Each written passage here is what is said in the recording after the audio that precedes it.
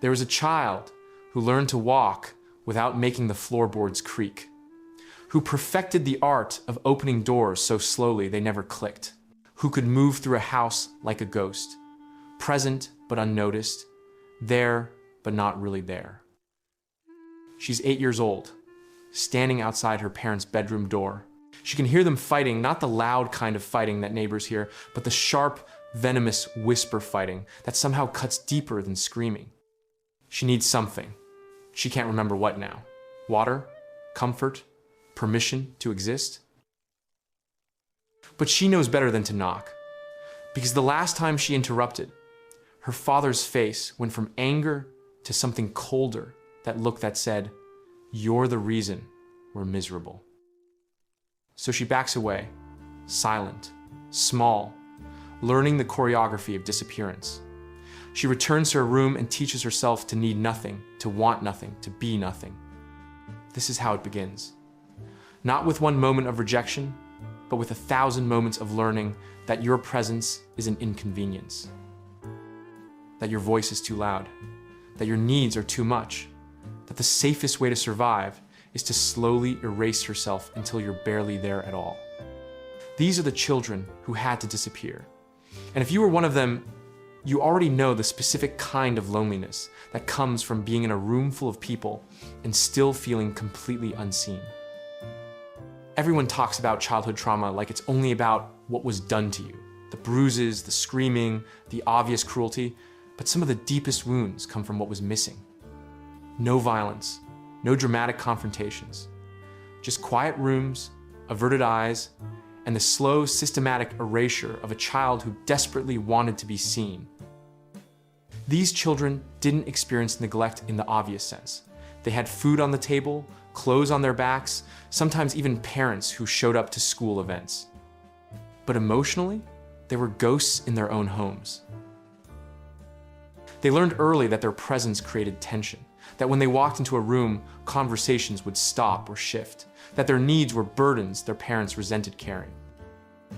So they learned to disappear.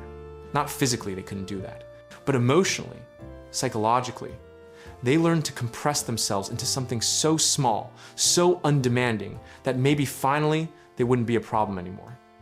They became experts at reading rooms before entering, at gauging moods before speaking, at making themselves so convenient, so easy, so invisible, that maybe, just maybe, they'd be tolerated.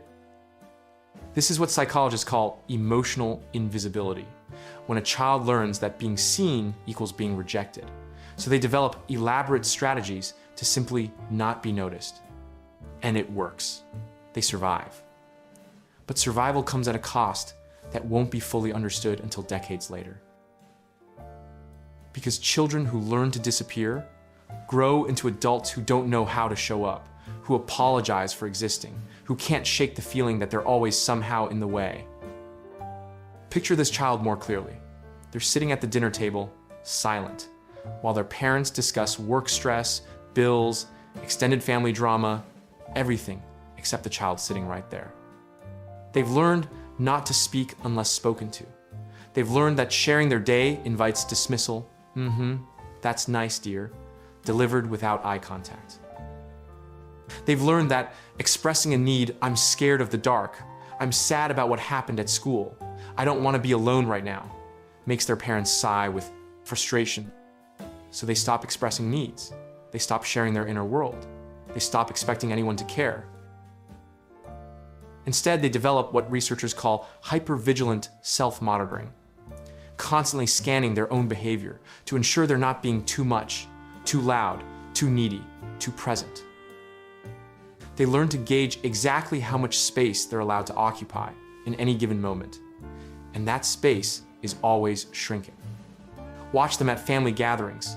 While other children run and play and demand attention, these children sit quietly in corners, reading or pretending to read, making themselves forgettable. They perfect the art of blending into backgrounds. They wear neutral colors. They keep their voices soft. They laugh quietly at jokes they don't understand because laughter means they're not a problem. And when adults compliment their parents, "Your child is so well behaved, so mature," the child learns that disappearing is success, that being invisible is the only way to be good enough. But inside, something is dying. A sense of self that should be developing is instead collapsing inward, compressing, vanishing. In Running on Empty by Dr. Jonice Webb, she describes this as emotional neglect when parents fail to respond adequately to a child's emotional needs. Not because they're monsters, often because they're overwhelmed, emotionally unavailable, or simply repeating patterns from their own childhoods. But intent doesn't change impact. The child still learns, I don't matter. My feelings don't matter. The best thing I can do is take up no space at all. Here's what most people don't understand. Learning to disappear isn't just psychological, it's physiological. Your body learns it too. These children develop what trauma researchers call a collapsed nervous system response. Not fight, not flight, not even freeze, but a kind of systematic shutdown. Their body learns to minimize everything, to need less oxygen, to produce less sound, to take up less physical space. They hunch their shoulders inward, making their frames smaller. They develop soft, hesitant ways of moving, nothing sudden, nothing that draws attention. Even their breathing becomes shallow and quiet, as if breathing too loudly might remind people they exist. And their emotional range? It compresses too. They learn to feel things at a lower volume because expressing emotion at full intensity was never safe. Joy becomes muted pleasure.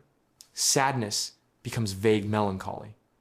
Anger is the most dangerous, so it gets buried so deep they forget it exists. In The Body Keeps the Score, Dr. Bessel van der Kolk explains that trauma literally reshapes how the nervous system functions.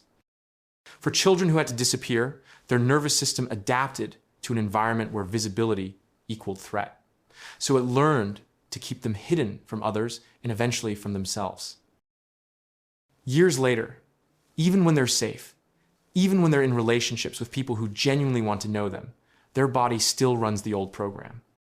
Their voice stays soft, their needs stay small, their presence stays apologetic. They walk into rooms and immediately assess, am I too much right now? Should I leave? Am I making people uncomfortable just by being here? And they can't shake the bone-deep conviction that their mere existence is somehow an imposition. Share this if you still struggle to take up space as an adult. Subscribe if you believe nervous system trauma is real. Only people who think just be more confident is helpful will ignore this. Let me tell you exactly how these children learn to disappear, because recognizing the patterns is the first step toward understanding. They learned to make themselves physically smaller. Hunched shoulders, crossed arms, bodies that curve inward as if trying to fold into nothingness. Even as adults, they choose seats at the edges of rooms. They stand against walls at parties. They position themselves in ways that make it easy for others to ignore them. They learn to silence their voice. Not just to speak quietly, though they do that too, but to silence their opinions, their preferences, their authentic responses. Ask them where they want to eat. I don't care, wherever you want. Ask them what they think about something. I don't know. What do you think? Ask them what they need. Nothing, I'm fine. They've learned that having preferences makes them difficult, that expressing needs makes them burdensome, that the safest answer to any question is whatever causes the least disruption. They learn to become caretakers instead of children, because if they couldn't be valued for who they were, maybe they could be valuable for what they provided. So they learn to anticipate everyone else's needs, to manage other people's emotions, to become so useful, so helpful, so indispensable in their service that maybe finally they deserve to exist. They learn to apologize for everything, for speaking, for needing, for having feelings, for existing in a space someone else might want to occupy. Sorry becomes their most frequent word, delivered reflexively, a shield against the rejection they've learned to expect. They learn to become invisible even in their own minds. They stop knowing what they felt, what they wanted, who they were, Because knowing yourself requires believing you matter enough to know. And they've been taught systematically that they didn't. In Complex PTSD, From Surviving to Thriving by Pete Walker, he describes this as emotional flashback when your current feelings are hijacked by unresolved trauma from the past. For children who had to disappear, nearly every moment of visibility triggers an emotional flashback. I'm too much. I should hide. I'm not safe being seen. Hit like if you recognize yourself. Only people who've never had to shrink will skip this. Here's where it gets even more painful. Children who learn to disappear don't just hide from others. They eventually lose themselves completely. Because identity formation requires being seen. It requires having your feelings reflected back to you by caring adults who help you make sense of your inner world. But these children never got that. Instead, they got the message, don't be so much. Don't feel so deeply. Don't need so obviously. So they developed what psychologists call a fragmented sense of self, a personality structure built not around who they actually are, but around who they need to be to stay safe. They become chameleons, shapeshifters, constantly adapting to whatever environment they're in, showing people whatever version of themselves seems safest. With their parents, they're the quiet, undemanding child. With teachers, they're the perfect student who never causes problems. With friends, when they manage to have friends, they're whoever that person needs them to be. But alone, in quiet moments, a devastating question arises. Who am I when no one's watching? What do I actually want? What do I actually feel? And the answer is terrifying in its emptiness, because they genuinely don't know. They've spent so long becoming nothing that they've succeeded. The center of their identity is hollow. This creates a specific kind of existential crisis that's hard to explain to people who've always been allowed to exist authentically. It's not just low self-esteem. It's deeper than that. It's a fundamental uncertainty about whether there's a self underneath all the adaptive behaviors. If I stop being useful, do I still exist? If I stop accommodating everyone, will anyone want me? If I show my real feelings, will I be abandoned? These aren't abstract philosophical questions for them. They're daily terrors that shape every decision. Share this if you've ever wondered who you'd be without all your survival strategies. Children who had to disappear grow into adults with very specific patterns. Patterns so consistent that therapists can recognize them immediately. They become the person who never has needs. They're the friend you can call at 3 a.m., who always shows up, who never asks for anything in return. They're the partner who anticipates your every need, while their own needs remain mysterious even to themselves. They're the employee who works through lunch, stays late, never complains, slowly burning out while insisting they're fine. They become experts at reading rooms and adapting to them. They can walk into any social situation and immediately sense the emotional temperature, the power dynamics, what's expected of them. It's a survival skill that served them in childhood. But as adults, it's exhausting. They're constantly performing, constantly adjusting, never resting into authenticity. They become people who can't accept care. When someone tries to help them, to see them, to meet their needs, they panic. Because being seen was never safe.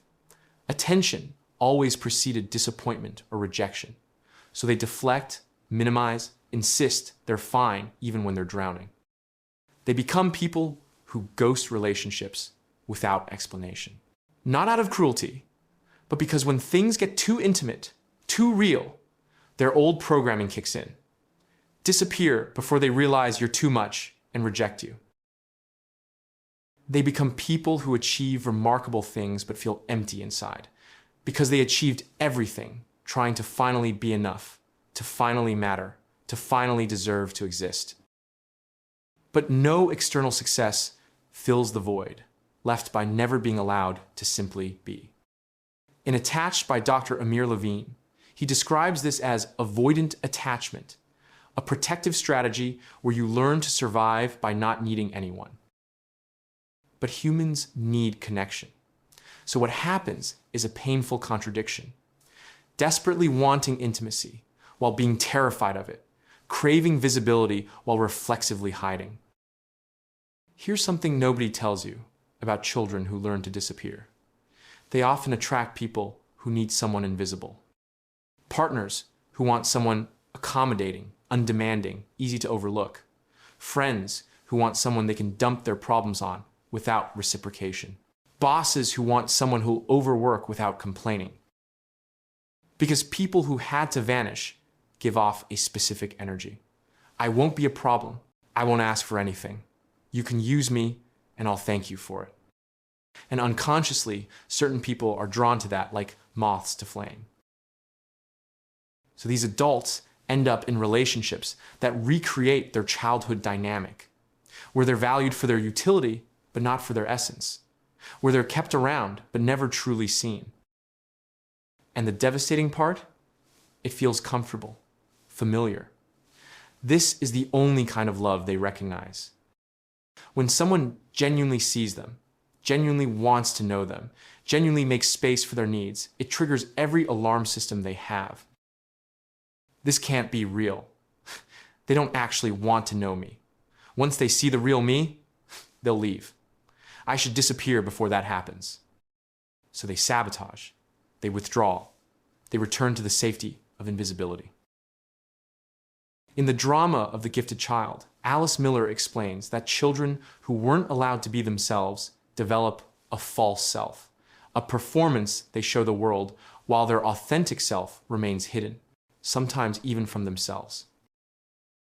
And that false self is really good at attracting people who want a performance, not a person. But eventually, living as a false self becomes unbearable. The loneliness of being with people while still being unseen catches up. And that's often when the breaking point comes, when they finally realize, I can't keep disappearing, but I don't know how to exist. Share this if you've attracted people who wanted you invisible. Subscribe if you believe trauma patterns shape relationship choices. Only people who've never had to perform love will ignore this. There's usually a moment, sometimes subtle, sometimes catastrophic, when adults who disappeared as children hit a wall. Maybe it's a panic attack that comes out of nowhere. Maybe it's a relationship where they're finally loved but can't feel it. Maybe it's achieving everything they thought would make them matter and realizing they still feel like nothing. Whatever it is, it forces them to confront a question they've been avoiding their entire lives. Who am I if I stop disappearing? And that question is terrifying, because disappearing is the only way they know how to survive. But it's also liberating, because asking the question means some part of them has decided that survival isn't enough anymore, that they want to actually live. This is what trauma therapists call the awakening moment, when the pain of staying the same finally exceeds the fear of changing. For people who learn to vanish, this often looks like suddenly being unable to tolerate relationships where they're unseen, suddenly recognizing that they've been performing their entire life, suddenly realizing that the emptiness inside isn't because they're broken, it's because they've never been allowed to be full. And with that realization comes grief, profound, overwhelming grief.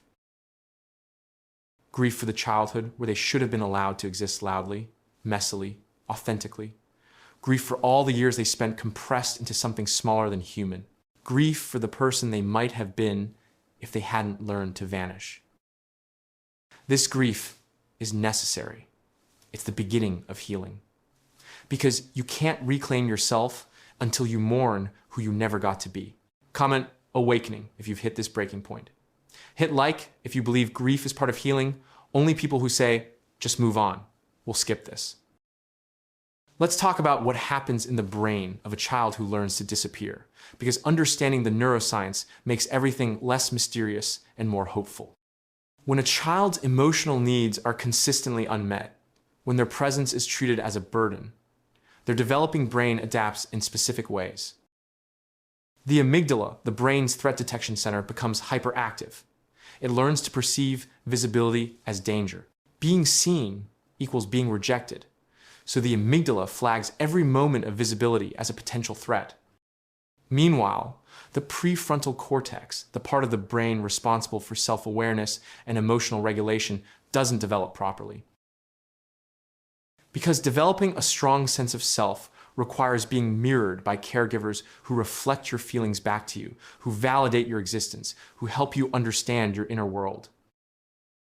When that mirroring never happens, the brain doesn't learn to construct a cohesive self-concept. Instead, it creates an adaptive but ultimately painful strategy. If I have no self, I can't be rejected for who I am. Additionally, chronic emotional neglect floods the developing brain with cortisol, a stress hormone that at high levels is toxic to developing neural pathways. This is why adults who disappeared as children often struggle with memory gaps from childhood. Their brains were so busy surviving that they couldn't properly encode experiences. They'll have vague recollections of their childhood, but can't recall emotional details. It's not repression exactly, it's that their brain learned to process experiences at a surface level to avoid the pain of feeling them deeply. In an Unspoken Voice, Dr. Peter Levine explains that trauma isn't just stored in memories, it's stored in the body's arousal patterns, in the nervous system's default settings. For people who learn to disappear, their nervous system's default is collapse, a shutdown response that makes them physically smaller, quieter, less present. And here's the crucial part. This isn't a choice. It's not weakness. It's not character flaw. It's a brilliant adaptive strategy that kept them safe in an environment where visibility was dangerous. Their brain and body did exactly what they needed to do. The problem is that the adaptation that saved them then is now suffocating them. Share this if understanding the neuroscience helps you feel less broken. Subscribe if you believe brain adaptation is survival, not weakness. There's a specific kind of loneliness that comes from having disappeared as a child. Let me try to put it into words. It's the loneliness of being in a crowded room and feeling like a ghost, of being in relationships where you're physically present but emotionally absent because you learned that your emotions aren't welcome. It's the loneliness of being loved for what you do but never for who you are, because who you are was never allowed to fully form. It's the loneliness of achievement without fulfillment, of success that feels hollow because the child inside you who needed validation is still waiting, still invisible. It's the loneliness of wanting desperately to be seen, but being terrified of what happens when you are, of craving intimacy while reflexively hiding, of building walls and then resenting them. And perhaps most painful, it's the loneliness of not even knowing yourself. Because how can you be lonely for yourself when you never developed a self to be lonely for? These adults often describe a feeling of emptiness or hollowness that other people don't understand. It's not depression exactly, though it can look like it. It's more existential than that. It's the absence of a center, the lack of a stable sense of I am. When someone asks, "What do you want?" the question feels impossible. Not because they're being difficult, but because they genuinely don't have access to their wants. Their wants were compressed so early and so thoroughly that they lost the ability to recognize desire when it arises. In Waking the Tiger, Peter Levine writes about how trauma creates blocked life energy, natural impulses that get frozen in the nervous system because they weren't safe to express. For people who disappeared, nearly every impulse was blocked. The impulse to reach out, the impulse to speak up, the impulse to take up space, the impulse to simply exist authentically. And all that blocked energy has to go somewhere. Often it turns inward, becoming anxiety, depression, chronic fatigue, mysterious physical symptoms that doctors can't explain. Because the body is still carrying all the unexpressed existence that never found a safe outlet. So, how does someone who learned to disappear finally learn to exist? How do you reclaim a self you never got to develop in the first place? The answer isn't simple, and it isn't quick, but it is possible. The first step is the hardest, recognizing that disappearing was an adaptation, not your true nature. You're not inherently someone who doesn't matter. You're someone who learned that mattering wasn't safe. And that distinction is everything. Because if invisibility is learned, it can be unlearned. Not easily, not overnight, but gradually, with support and intention. Step 1. Start noticing when you disappear. When do you make yourself smaller? When does your voice get quiet? When do you reflexively say, "I'm fine," when you're not? Just notice. Don't judge. Just observe the pattern playing out. Step 2. Practice taking up space in tiny, manageable ways. Sit in the middle of the couch instead of the edge. Speak one sentence louder. Order what you actually want at a restaurant instead of whatever seems easiest. These micro acts of visibility feel massive. At first, your nervous system will scream that you're in danger. That's normal. That's the old programming. Step 3. Find people who can hold your visibility without making you disappear again. This is crucial. You need relationships where being seen feels safe. That might be a therapist who specializes in developmental trauma. That might be a friend who has the emotional capacity to witness you without needing you to perform. That might be a support group of people with similar experiences. Step 4. Learn to tolerate your own visibility internally. Start checking in with yourself. What am I actually feeling right now? What do I actually want? At first, you might get nothing. That's okay. Keep asking. Eventually, faint signals will start to emerge. In healing developmental trauma, Lawrence Heller describes this as connection work. Learning to connect to your own sensations, feelings, and needs after years of disconnection. Step 5. Grieve what was taken from you. This can't be skipped. You need to feel the anger, the sadness, the loss of a childhood where you should have been allowed to exist fully. That grief isn't self-pity, it's truth-telling. And on the other side of that grief is something remarkable: space for a new self to emerge. Let's go back to that child for a moment. The one standing outside the bedroom door, needing something, learning to walk away. That child didn't need much, really. They just needed someone to notice they existed, to ask how they felt, to make space for their presence without resentment. They needed what every child needs: to be seen without having to earn it, to exist without having to justify it, to take up space without having to apologize for it. And they didn't get that, and it wasn't fair, and it wasn't their fault.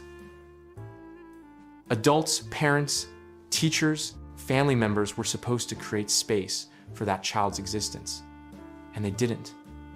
Maybe because they were overwhelmed, maybe because they were repeating cycles from their own childhoods. But reasons don't erase impact. That child still learned to vanish, still spent years compressed into something smaller than human. And now, as an adult, you carry that child inside you, still hiding, still waiting for permission to exist. And here's what I need you to understand. No one is coming to give you that permission. Not your parents, not a partner, not a therapist, not success or achievement or external validation. The only person who can give that child permission to finally exist is you. You are the one who has to go back to that child standing outside the door and say, "I see you. I'm sorry no one was there. I'm sorry you had to learn to disappear, but I'm here now." And you're allowed to exist. You're allowed to be seen. You're allowed to take up space. You don't have to earn it. You don't have to be perfect. You don't have to make yourself convenient. You can be messy. You can have needs. You can be too much, and you'll still deserve to be here. This is the work. This is the healing. Not becoming someone new, but finally allowing yourself to be someone, period. In The Body Keeps the Score, van der Kolk writes that healing trauma means befriending yourself, learning to be a compassionate presence for all the parts of you that had to hide. And slowly, with time and practice and support, something shifts. The child who had to disappear starts to emerge, tentatively at first, a whisper of a voice, a small request, a moment of authenticity.